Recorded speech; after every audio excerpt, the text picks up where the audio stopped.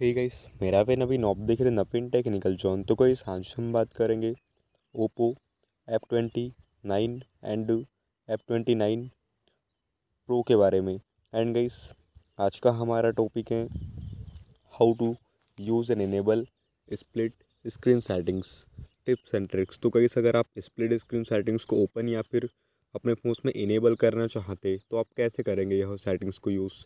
तो वीडियो को लास्ट तक देखिए एंड समझिए।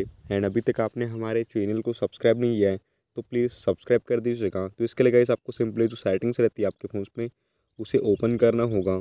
एंड सेटिंग्स में जाने के बाद नीचे में आपको स्पेशल फीचर्स पे क्लिक कर देना है। तो आपको ऊपर में स्प्लिट व्यू का ऑप्शन दिया जाता है, तो आप क्लिक कर दीजिएगा। तो आपको नीचे में एक ऑप्शन दिया जाता है guys, swipe up with 3 fingers to enter split view का। तो आप इसे ऑन कर दीजिएगा। तो इससे होगा क्या कि आप जैसे ऊपर से 3 फिंगर से ऊपर में देखिए स्क्रॉल डाउन कर देगा, स्विप अप करते तो आपके फ़ोन में स्प्लिट स्क्रीन सेटिंग्स ओपन हो जाती है। तो गाइस ये था आज का हमारा टॉपिक।